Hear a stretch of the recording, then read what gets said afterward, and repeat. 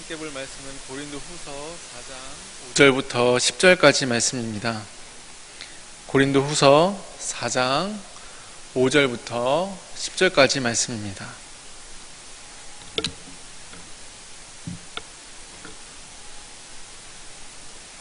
고린도후서 4장 5절부터 10절까지 말씀, 저와 여러분이 한 절씩 나눠서 교독하도록 하겠습니다.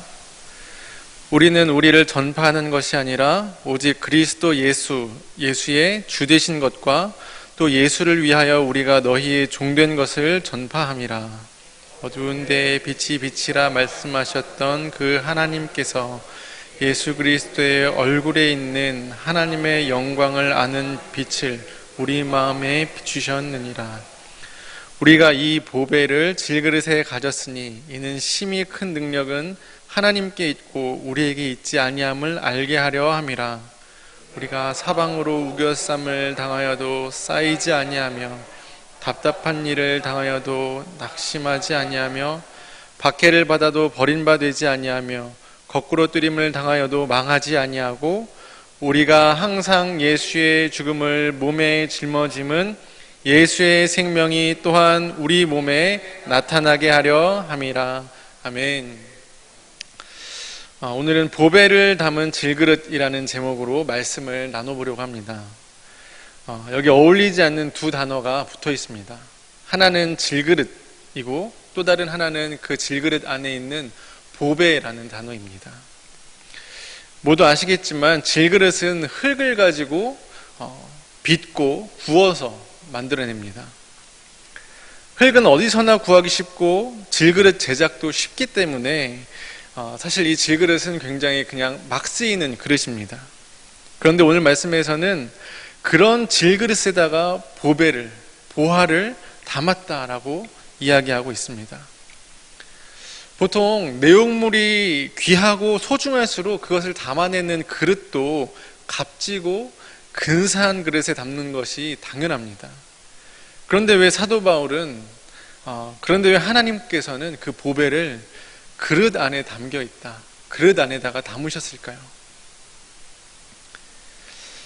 질그릇은 다른 그릇들과는 좀 근본적인 차이가 있습니다. 노스로 만든 그릇이든 은으로 만든 그릇이든 금으로 만든 그릇이든 그 그릇들은 고장이 나면 다시 고쳐 쓸 수가 있습니다. 주조 과정을 통해서 다시 새 것처럼 만들 수 있습니다. 그리고 사실 어지간해서는 잘 고장이 나지 않습니다. 그런데 그와 달리 질그릇은 흙으로 만들었기 때문에 한 번 부서지면 끝입니다. 조금만 금이 가거나 이가 나가도 미련 없이 버리고 새 것으로 대체할 만큼 사실 그렇게 값어치 있는 것은 아닙니다. 그런 면에서 이 질그릇이 의미하는 바는 연약하고 부서지기가 쉽고 값어치가 낮다라는 것입니다. 오늘 본문에서 사도 바울은 자기 자신을 질그릇에 비유합니다. 그러나 이것은 사실 사도 바울에게만 아니라 저와 여러분, 우리 모두에게 해당되는 이야기입니다. 왜냐하면 공교롭게 인간도 만들어진 그 재료가 흙이기 때문입니다. 그 말은 인간도 마치 질그릇처럼 쉽게 금이 가고 쉽게 깨지는 연약한 존재, 시간이 갈수록 점점 쇠해가는 존재라는 것입니다. 그런데 그런 우리 안에 어느 날 보배가 들어왔습니다. 그 보배가 무엇입니까? 우리 5절 말씀에 한 번 더 보면 5절, 6절 말씀을 제가 한번 읽어드리겠습니다. 우리는 우리를 전파하는 것이 아니라 오직 그리스도 예수의 주 되신 것과 또 예수를 위하여 우리가 너희의 종된 것을 전파함이라.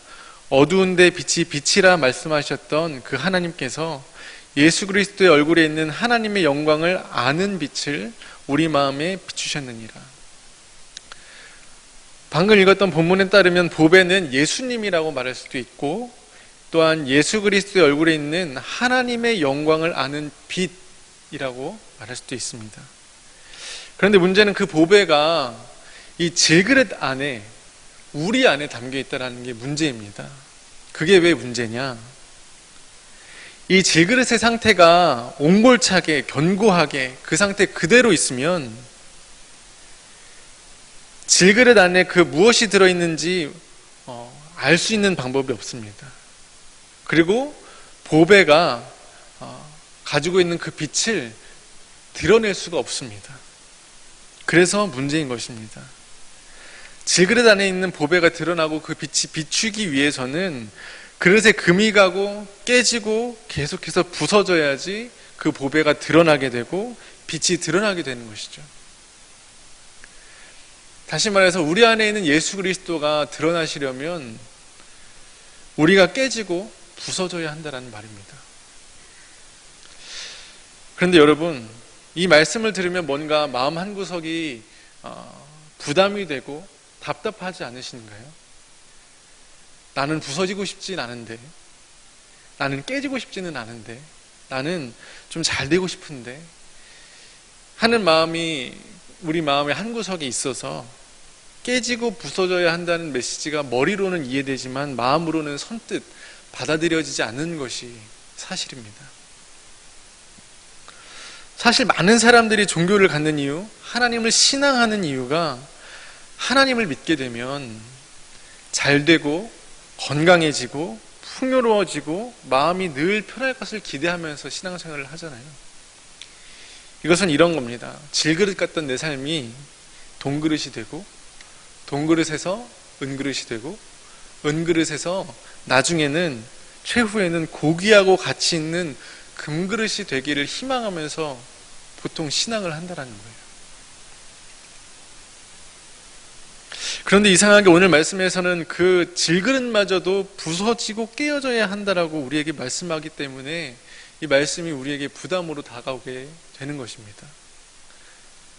오히려 질그릇이 동그릇이 되고, 동그릇이 은그릇이 되고, 은그릇이 금그릇이 되면 그 안에 있던 보배는 더 갇히게 되고, 그 보배의 영광과 그 보배의 빛은 그릇에 묻혀버리게 됩니다.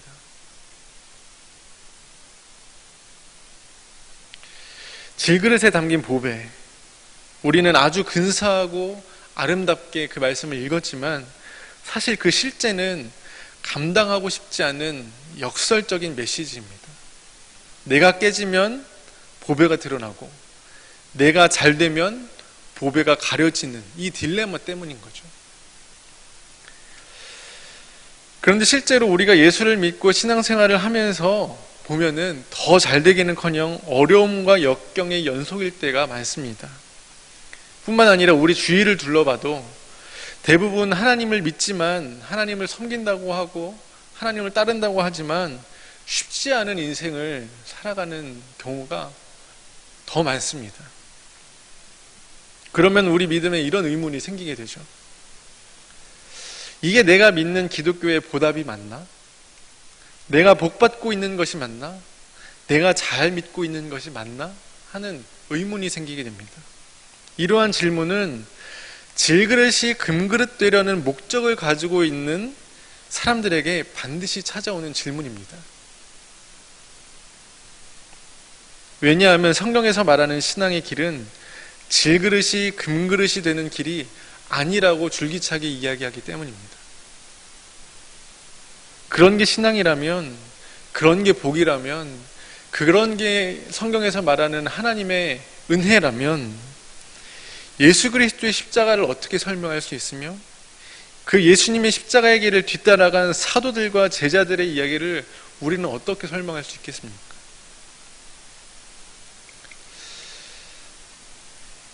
오늘 말씀을 전하고 있는 이 사도 바울의 인생이 우리가 보기에는 굉장히 대단해 보이지만 사실 자세히 들여다보면은 그 인생도 만만치 않은 인생입니다. 사실 그 만만치 않은 인생 때문에 지금 이렇게 사도 바울이 고린도 후서 4장 말씀을 쓰고 있는 겁니다. 자꾸 사람들이 이 사도 바울에 대해서 너가 사도가 맞냐고 의문을 제기하고 비판을 하는 거예요. 심지어 유대인인 그리스도인들, 자기와 같은 동족인 그리스도인들마저도 사도 바울에 대해서 너가 무슨 사도냐, 저 사람이 무슨 사도냐 이렇게 딴지를 계속해서 거는 겁니다. 아니, 주님의 사도라면서 어떻게 저렇게 일이 안 돼도 저렇게 안 되냐. 무슨 주님의 사도가 맨날 망하고 쫓겨나고 굶주리고 기가 막힌 역경과 고난이 끊이지가 않느냐. 심지어는 주님의 사도라면서 눈도 잘 보이지 않고 말도 어눌하고 사탄의 가시라는 그 고질적인 문제 하나 평생 자기 스스로 해결하지도 못하면서 누구를 구원한다라고 하는 거냐. 사람들이 비웃고 무시할 만큼, 조소할 만큼 순탄치 않은 게 바로 이 사도 바울의 인생이었습니다. 우리도 그렇지 않나요? 우리의 형편을 보고 우리의 모습을 보면 누구한테 예수 그리스도를 믿으라고, 예수가 우리의 주님이라고 말하기가 쉽지 않은 인생이 많습니다.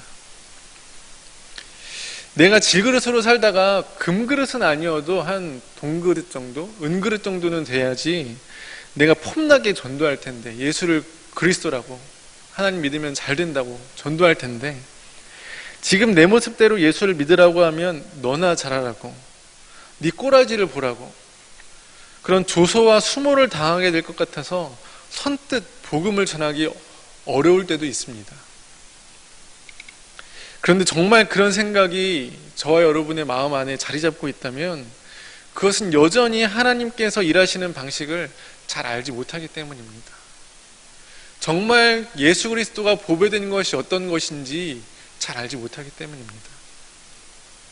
왜냐하면 하나님의 나라와 하나님의 능력은 그런 것에 있지 않기 때문이에요.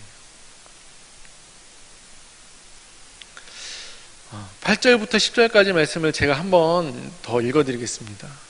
우리가 사방으로 우겨쌈을 당하여도 쌓이지 아니하며 답답한 일을 당하여도 낙심하지 아니하며 박해를 받아도 버림받지 아니하며 거꾸로 뜨림을 당하여도 망하지 아니하고 우리가 항상 예수의 죽음을 몸에 짊어짐은 예수의 생명이 또한 우리의 몸에 나타나게 하려 함이라.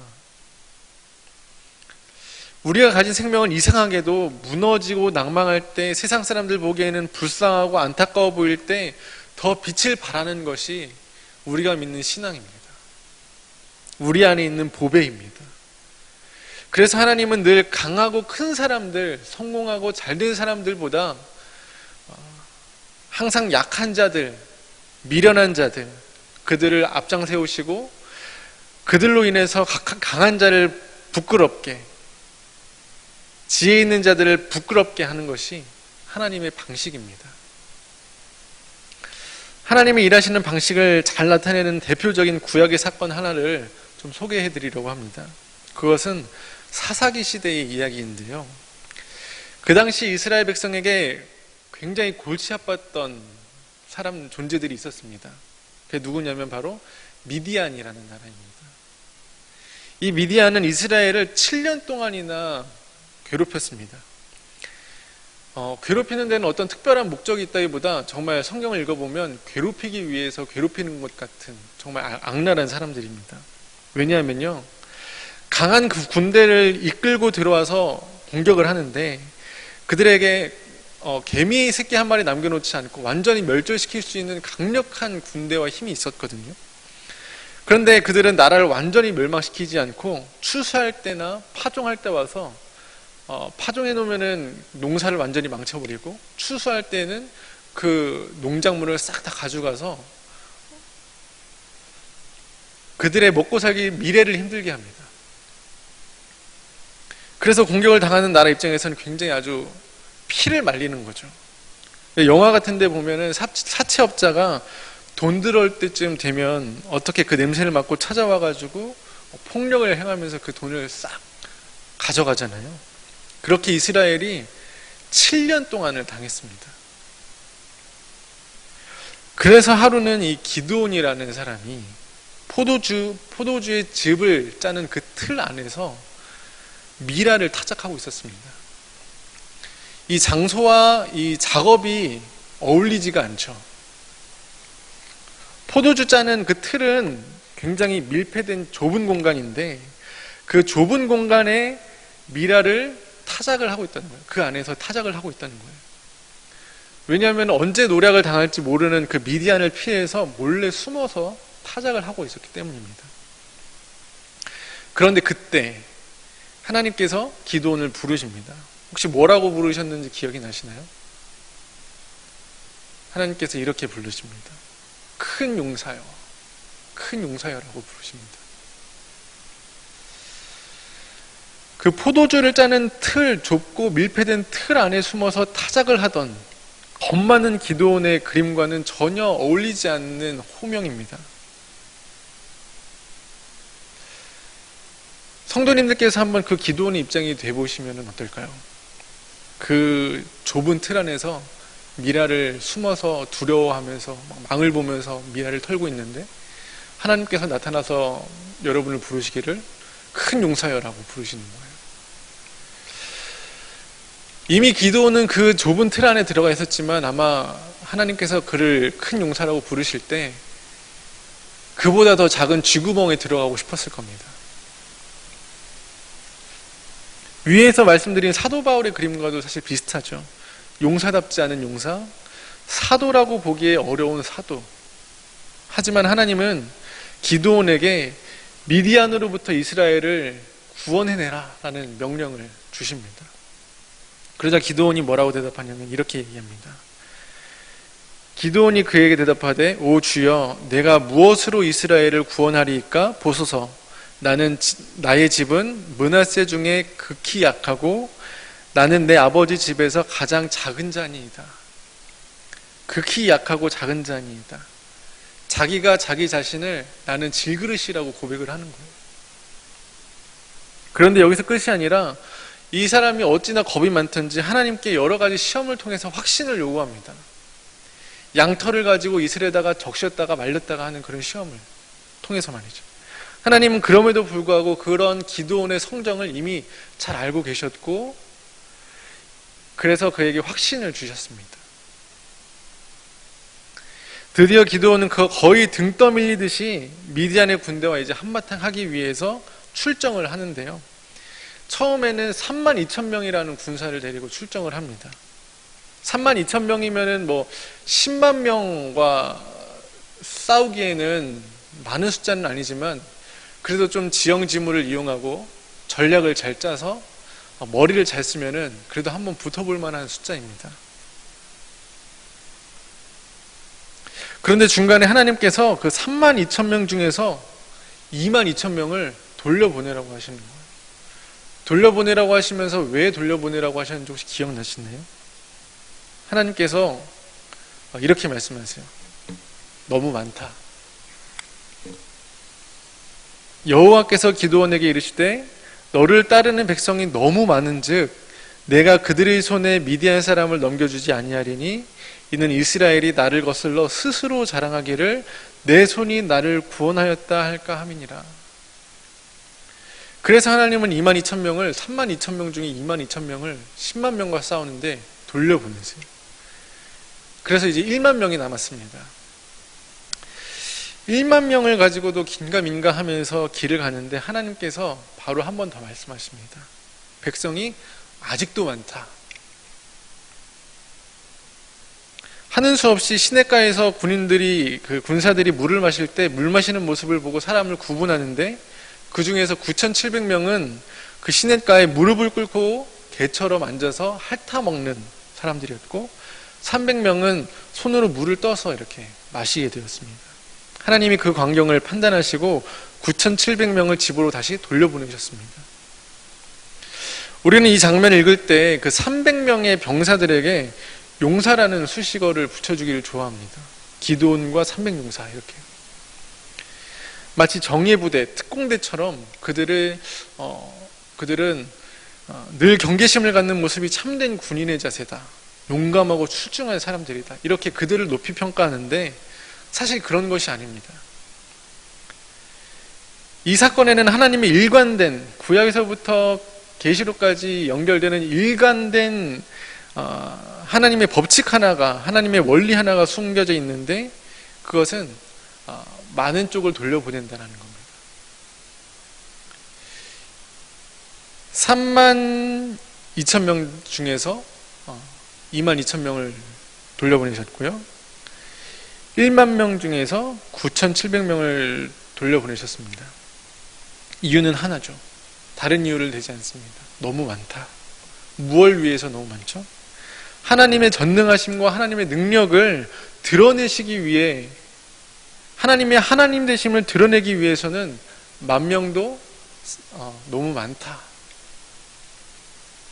이 300이라는 숫자는 용감해서 대단해서 훌륭해서 남겨둔 게 아니라 그냥 적어서 남겨둔 겁니다. 그것이 전투 장면에서 확실하게 드러납니다. 이 사람들이, 이 300명이 전쟁에 나갔는데 가지고 나가는 장비라고는 횃불을 감춘 항아리, 그것과 나팔이 전부입니다. 이게 전쟁에 나가는 사람들의 무기입니다. 이걸 가지고 10만 명의 군사들이, 모래 같은 군사들이 있는 곳에 가고 있는 거예요. 그리고는 진영 근처에 가서 횃불을 감춰둔 항아리를 깨고 나팔을 붑니다. 항아리, 그 질그릇이 깨지고 부서지면서 횃불이 드러날 때, 어디서 많이 본 그림이죠? 질그릇이 깨지고 그 안에 있던 빛이 환하게 드러날 때 그 모래알 같던 적군들이 자기들끼리 막 치고받고 죽이는 일이 일어나죠. 그렇게 이스라엘이 말도 안 되는 승리를 거두게 된 겁니다. 기드온이 대단해서인가요? 300명이 싸움을 잘해서인가요? 그렇지가 않습니다. 그것은 하나님께서 하신 것이지 사람의 힘이나 사람의 능력이나 사람의 세력이 한 것이 아닙니다. 이것이 하나님께서 일하시는 방법입니다.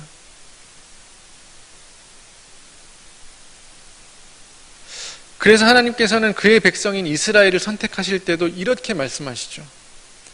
여호와께서 너희를 기뻐하고 너희를 택하심은 너희가 다른 민족보다 수요가 많기 때문이 아니니라. 너희는 오히려 모든 민족 중에서 가장 적으니라. 그런데 그런 가장 적은 이스라엘을 하나님께서는 선택하셔서 어떤 나라로 삼으셨냐 하면 만국의 온 세계의 제사장 나라로 삼으셨습니다.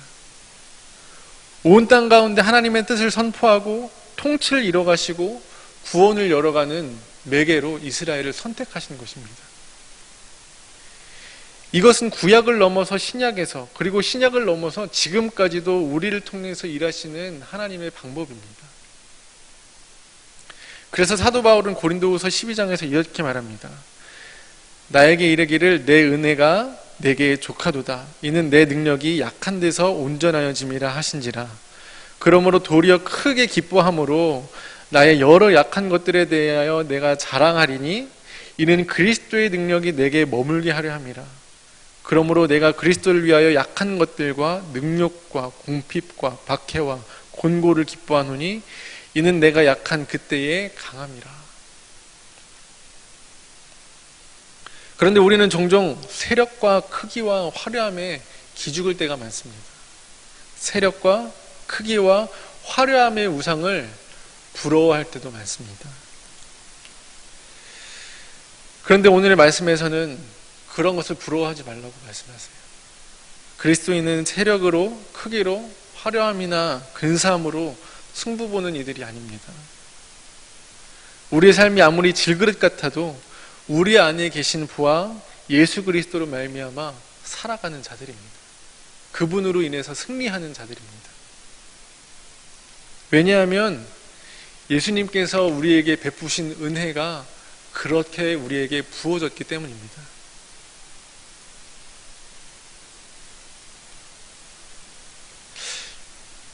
여러분은 그분 한 분만으로 만족하시나요? 여러분은 그분 한 분만으로 충분하신가요? 그분만으로도 자랑스러우신가요? 그분만 있어도 부끄럽지 않으신가요? 그분과 함께 하고 있지만 여전히 부럽고 여전히 탐나고 여전히 자기를 주눅들게 하는 것이 무엇인가요? 여러분, 주님은 우리가 아직 죄인 되었을 때에 우리를 위하여 죽으심으로 우리에 대한 자기의 사랑을 확증하셨습니다. 의인을 위해서 죽는 자가 쉽지 않고 선인을 위해서 죽는 자가 혹 있거니와 죄인을 위해서 자기 자신을 주는 분은 단 한 분도 없습니다. 이 세상에 그런 사랑은 없습니다. 금이나 은을 주고도 바꿀 수 없는 사랑입니다. 금이나 은으로 살 수도 없는 사람입니다. 그 사랑이 여러분에게 부어졌고 여러분 안에 있고 여러분이 소유하고 있는 것입니다. 그래서 우리는 복음을 부끄러워하지 않을 수 있고 우리는 다른 어떤 것으로 채울 수가 없는 것입니다. 우리는 복음만을 자랑할 수 있습니다. 여러분, 예수님을 자랑하시기를 바랍니다. 예수님을 사랑하시기를 바랍니다. 그분을 우리의 삶을 통해서 드러내기 위해서 여러분의 삶을 부서뜨리고 여러분의 삶을 헌신하고 여러분의 삶을 세상 가운데 드리기를 바랍니다. 그렇게 할 때 이 세상에 하나님의 뜻이 하늘에서와 같이 땅에서도 이루어지는 하나님의 나라가 이루어지고 만민에게 하나님을 아는 영광의 빛이 비춰지게 될 것입니다. 기도하겠습니다.